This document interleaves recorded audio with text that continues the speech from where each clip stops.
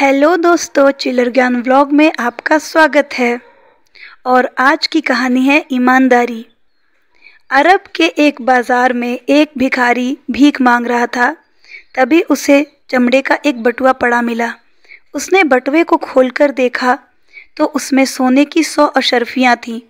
तभी भिखारी ने एक सौदागर को चिल्लाते हुए सुना। वो कह रहा था कि मेरे चमड़े का बटुआ खो गया है, जो कोई उसे खोजकर मुझे सौंप देगा मैं उसे इनाम दूंगा। भिखारी बहुत ईमानदार आदमी था।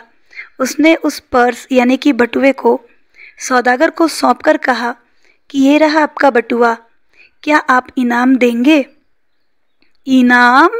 सौदागर ने अपने सिक्के को गिनते हुए हिकारत से कहा, इस बटुए में तो 200 शर्फियाँ थी, तुमने आधी रकम चुरा ली, अब इनाम मांगते हो? दफा हो जाओ, वरना मैं सिपाहियों को बुला लूंगा। इतनी ईमानदारी दिखाने के बाद भी व्यर्थ का दोषारोपण भिखारी से सहन नहीं हुआ। वह बोला, मैंने कुछ नहीं चुराया है, और अगर आप मुझ पे ये चोरी का इल्ज़ाम लगाते हैं तो मैं अदालत जाने के लिए भी तैयार हूँ। तो अपनी बात को सही साबित करने के लिए सौदागर ने कहा, चलो। अब अदालत में काजी ने दोनों की बातें सुनी और कहा कि मुझे भिखारी और सौदागर दोनों की बात पर यकीन है और मैं दोनों की ही बात सही मानता हूँ और मैं इंसाफ करूँगा। तो सौदागर से काजी ने कहा, तुम कहते हो कि तुम्हारे बटुए में 200 अशर्फियाँ थीं, लेकिन इस भिखारी को मिले बटुए में सिर्फ 100 अशर्फियाँ ही हैं। इसका मतलब ये है कि यह बटुआ तुम्हारा नहीं है। क्योंकि भिखारी को मिले बटुए का कोई भी दावेदार नहीं है, इसलिए मैं आधी रकम शहर के खजाने में जमा करने, बाकी भिखारी को इनाम में देता हूँ।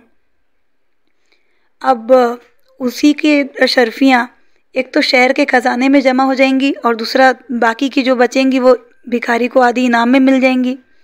पर इसमें सौदागर कुछ कर नहीं पाया, क्योंकि उसने पहले ही कह दिया था कि मेरे पर्स में 200 अशर्फियाँ थी। और इस तरह बेईमान सौदागर हाथ मलता रह गया। तो उसकी झूठ की वजह से वह ना चाहकर भी अपने बटुए को ले नहीं पाया, अपने बटुए को अपना नहीं कह पाया, क्योंकि ऐसा कहने पर उसे कड़ी सजा हो जाती। भाई, अरब का तो कानून है। इंसाफ पसंद काजी की वजह से भिखारी को अपनी ईमानदारी का अच्छा इनाम मिल गया और बेईमान सौदागर को इसके किए की सजा।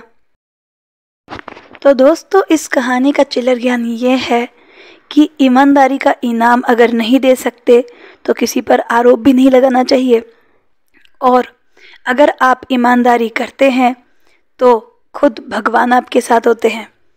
Thanks for watching.